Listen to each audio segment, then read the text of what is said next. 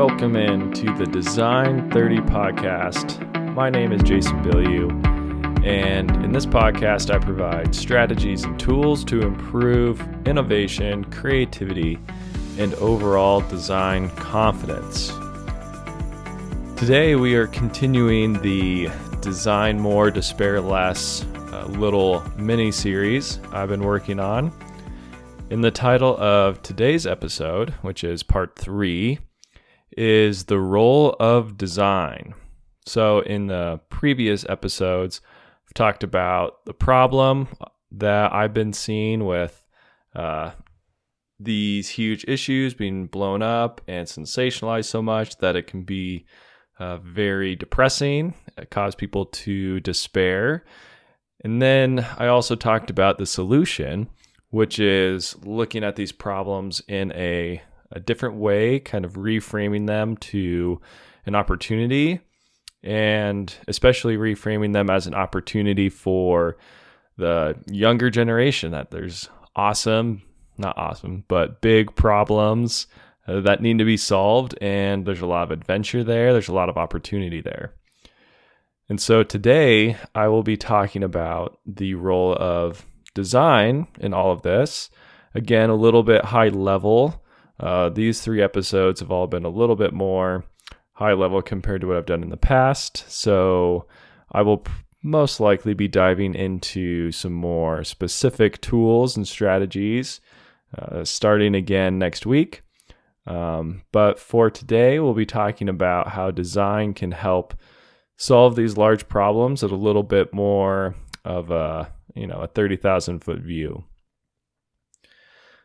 So what is the role of design in solving these large, catastrophic, difficult problems?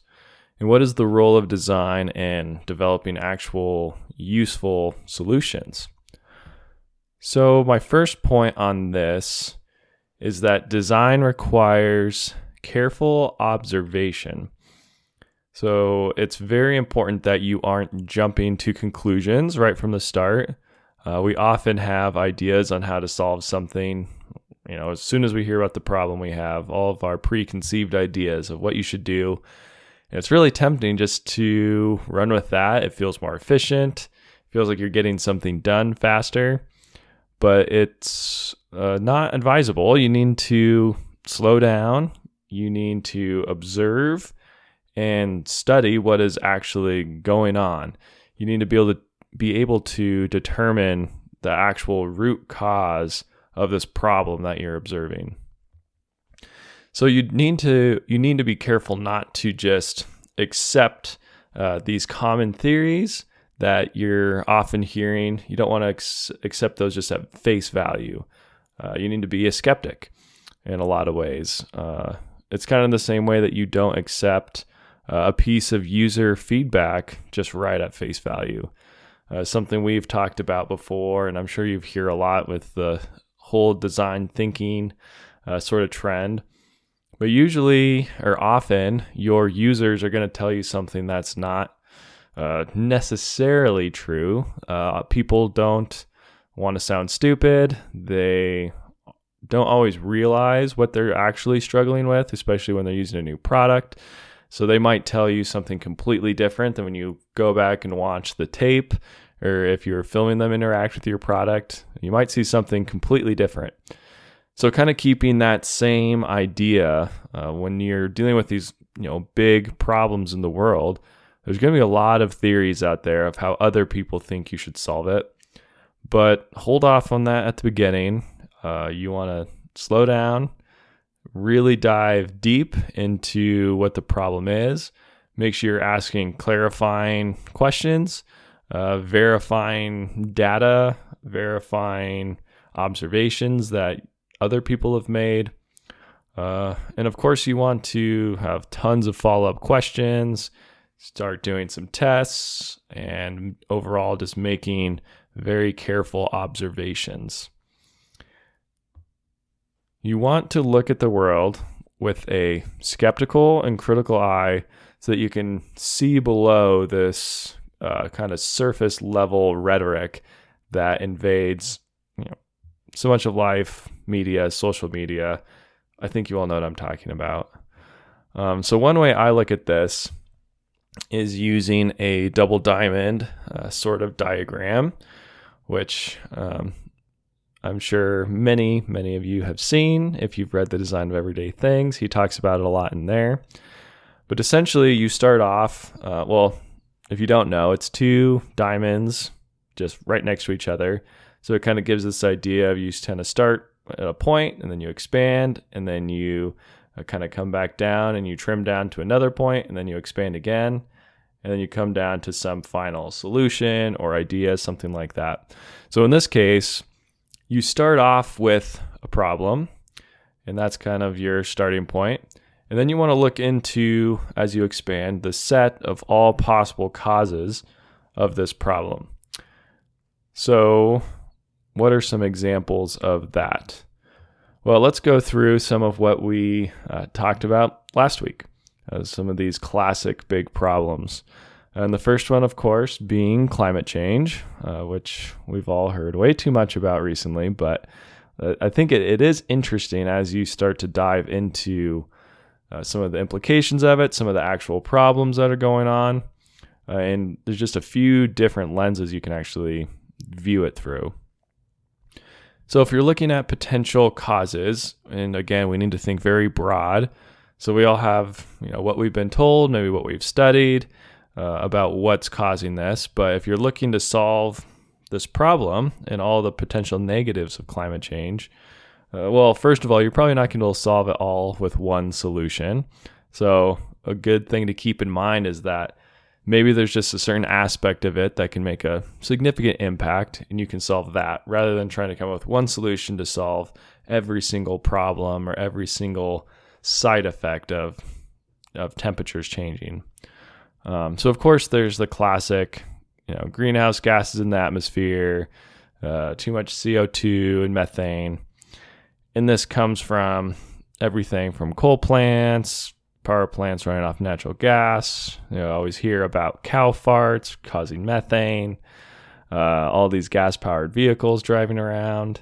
And then airplanes, of course, is another one that you'll hear a lot about. And then you'll also hear about maybe there's natural causes for this. And so that's worth looking into as well. Because if there are some natural aspects of it, that's going to be a very different solution to solving than if it's man-made or coming from these other sources that I mentioned. But it gets really complicated the more you dive into it. For example, natural gas is actually one of the reasons why the U.S. has been able to reduce emissions pretty significantly over the past few years. So does that mean you should transition all of your energy needs towards natural gas? It also comes from fracking in a lot of cases, which has some other side effects. But it looks like it produces much less pollution than coal plants. So there's a little bit of a give and take there. And it's not an easy question or an easy problem to solve. And of course, there's also the economy look on all this, and you need cars, you need trucks, you need planes and boats, and they all run off some sort of fuel. It's typically fossil fuel. And so when prices go up on this, if you're trying to institute something like a carbon tax, for example, most of the impact financially is often felt by lower income people to middle income people. And if they're the people who perhaps can't afford to fill their car up and get to work, or they can't heat their homes. And so there's some really dangerous side effects to that as well. And another complicating factor that I've been hearing more and more recently, which is really quite fascinating and makes these problems even more difficult to solve, it's that as temperatures go up, especially in a country like the United States, of course, there's more heat-related deaths because there's more heat, higher temperatures, but there's also less cold-related deaths. And cold is actually a very dangerous thing. So there's a lot more cold-related deaths than there are heat-related deaths, at least at this point in the United States. So as these temperatures start to rise gradually, the net difference is actually saving more lives in the United States than killing more lives, which, puts you in a little bit of a catch-22. It's like, okay, well, we don't want the temperatures to rise, so we need to combat that. But then there's also some benefits to it rising, at least in certain climates. And then if we raise the cost of energy, something through a carbon tax, something like that, then you're actually making it more expensive for people to either heat their house when it's cold, which is, very necessary. It also becomes more difficult to cool your house when it's hot. As energy, it's so expensive, and we all know an air conditioner jacks up your heat bill significantly, or not your heat bill, but your electricity bill. So you have to be really cautious with what lever you decide to pull. And what lever you decide to pull to address this depends very much on what the actual problem is. What's the actual cause, and what can you do that's going to make a significant impact and, save more lives in the long run and produce less pollution and help stabilize things as much as possible.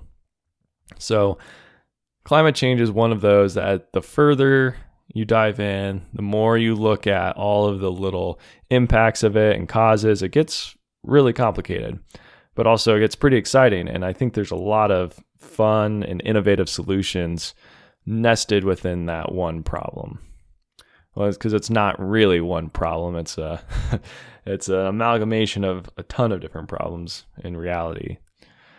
But one of the other ones we talked about in a previous episode was the lack of trust in our voting systems in the United States. And as we're all aware, there's a lot of potential causes for this.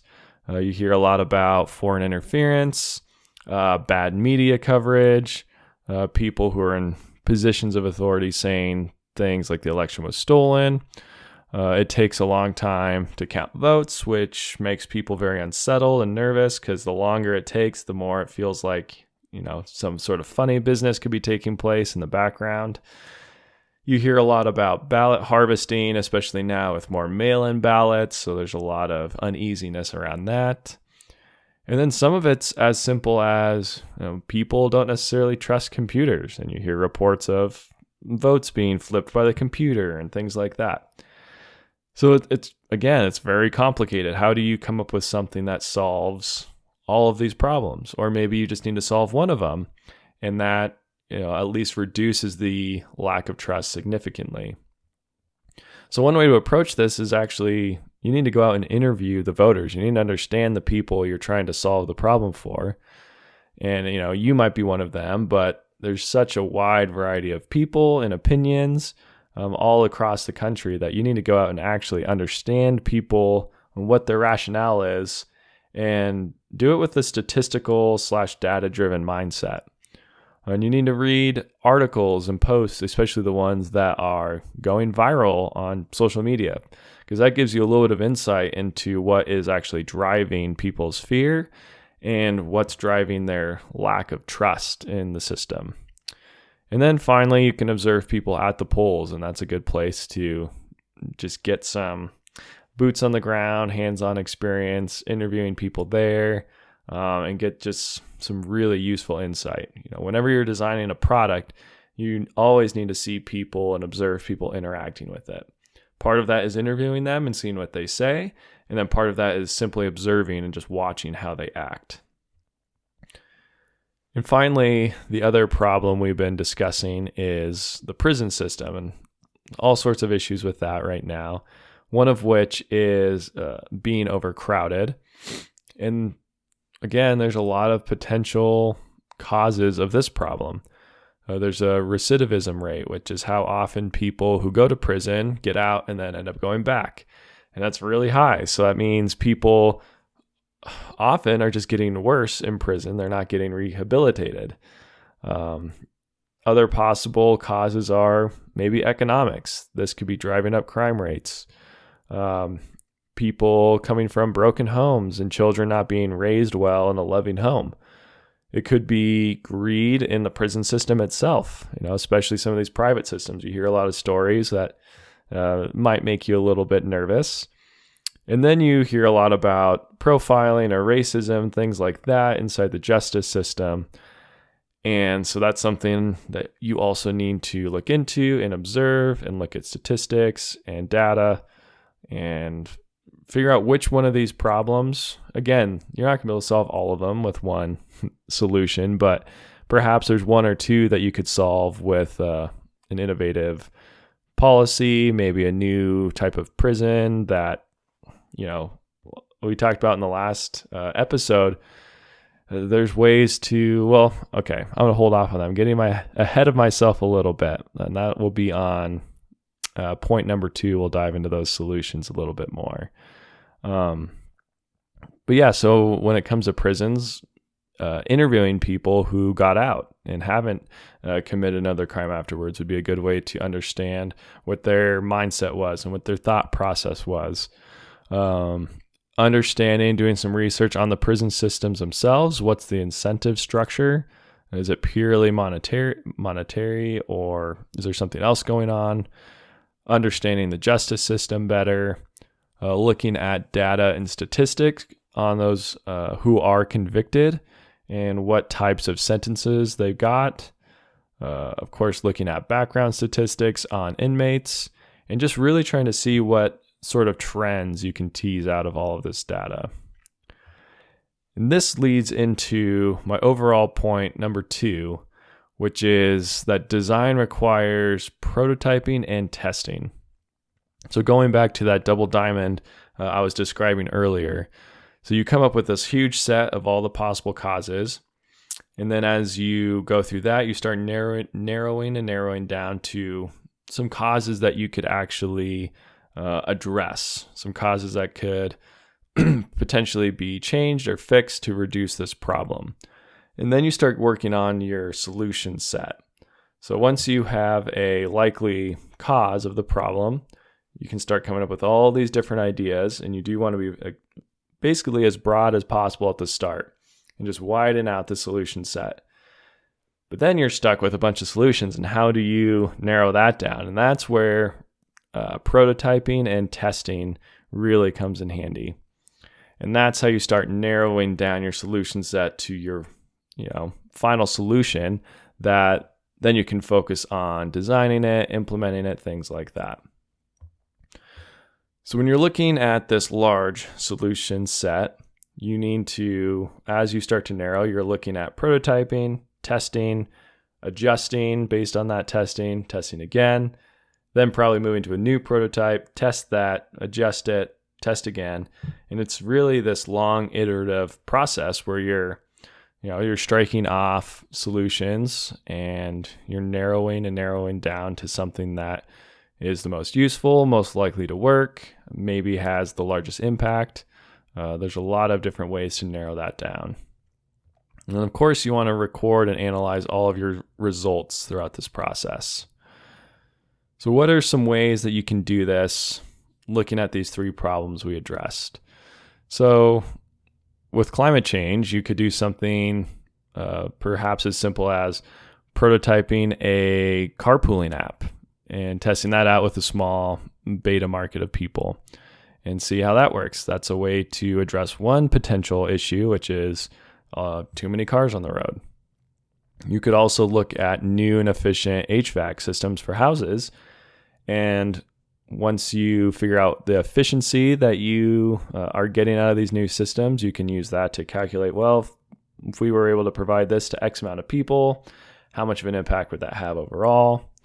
You can test new insulation and kind of perform that same calculation where you can estimate how many people that you could get this new insulation to, and then what's going to be the impact of that, more efficient homes.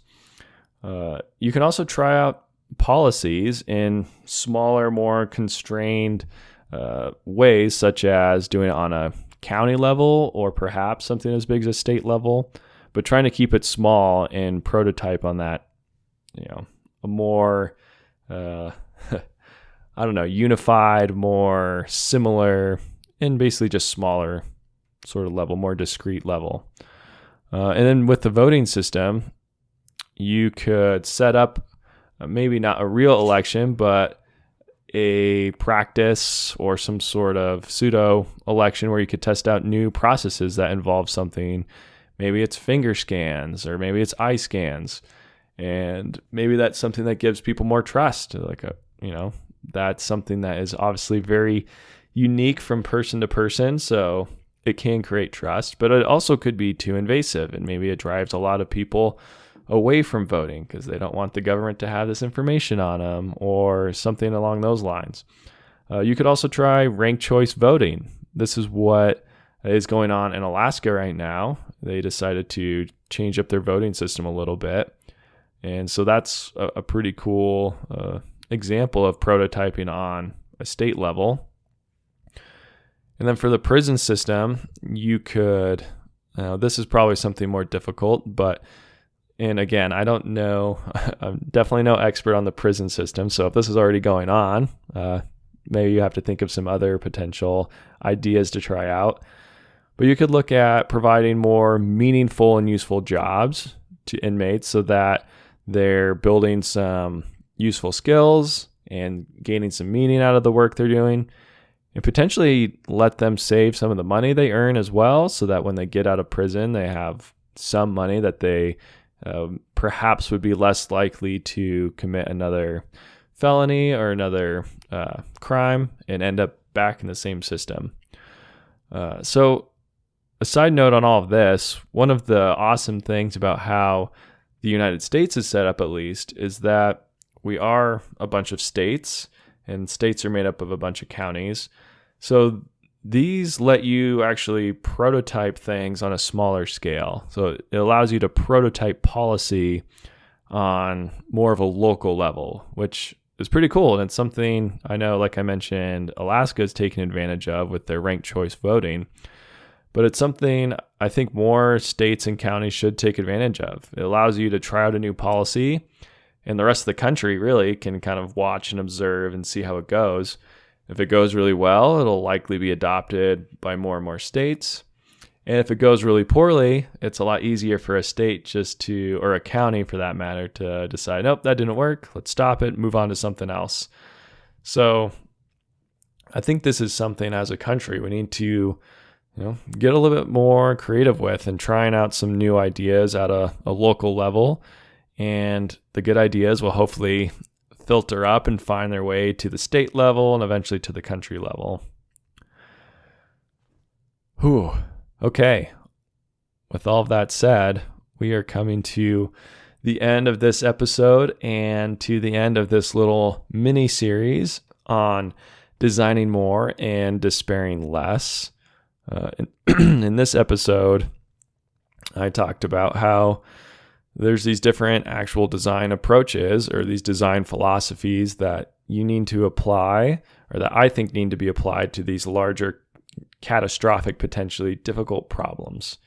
And that is, you need to observe very, very carefully. And then number 2, you need to prototype and test. You don't go all in right away on one solution. That could very likely just make things a whole lot worse. So you want to prototype, test, analyze your data, analyze your results, and work through that iterative problem until you find a solution that is the best possible solution that you can come up with at that time. And with that, I would like to bring this episode to an end. A quick shout out to the sponsor of the podcast. That is Viper Outdoor Tools. You can find them at viperoutdoortools.com. Also want to say you should subscribe to the Design30 YouTube channel. Follow me on Instagram at LearnDesign30. And as always, subscribe to the Design30 Substack. And you can do that for free and get those just directly in your inbox. And with that, I will end this episode. As always, thank you so much for listening, and stay tuned for the next episode coming out next week.